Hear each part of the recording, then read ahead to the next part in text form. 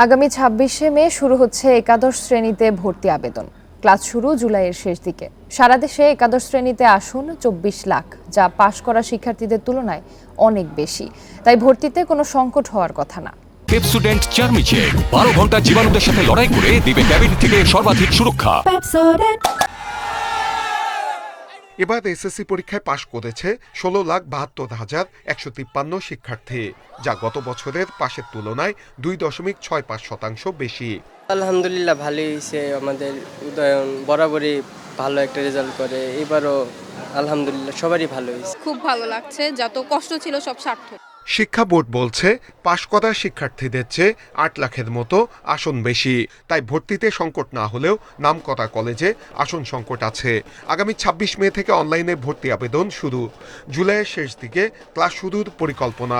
করোনার প্রভাব থেকে স্বাভাবিক সূচিতে ফেরার চেষ্টা থাকছে একাদশ শ্রেণীর রুটিনে। বাংলাদেশে একাদশ শ্রেণী ভর্তিযোগ্য আসন আছে প্রায় ২৫ লাখ। আশা করছি যে আমাদের পরীক্ষা শিক্ষার্থীদের ভর্তি নিয়ে কোনো আসন সংকট নেই।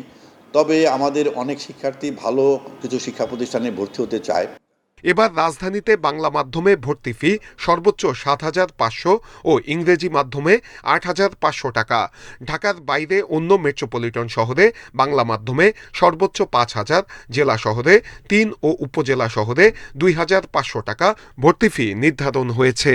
আমাদের কাছে অভিযোগ আসে যে আমাদের যে নির্ধারিত যে ফি, ভর্তির ফি বা সেশন ফি, তার থেকেও কিছু কিছু শিক্ষা প্রতিষ্ঠান বেশি নিয়ে থাকে। সেটির বিরুদ্ধে আমরা কঠোর অবস্থানে আছি। শিক্ষকরা বলছেন, শিক্ষার্থীরা পরীক্ষার নম্বরের ওপর ভিত্তি করে আবেদন করলে ভর্তি নিয়ে কোনো সংকটে পড়তে হবে না। আমরা তো একেবারেই অক্টোবরে ছিল গতবার, এবার কিন্তু আমরা জুলাই আসলাম, যদি ক্লাস শুরু করা যায়, এবং সেটাই আমাদের যে জুলাই আমরা শুরু করব। সর্বোচ্চ 10টি কলেজে অনলাইনে আবেদন করতে পারবে শিক্ষার্থীরা। 3 দফা আবেদনের সুযোগ দেওয়ার পরিকল্পনা শিক্ষা বোর্ডের। নূরে আলম, ইন্ডিপেন্ডেন্ট নিউজ, ঢাকা।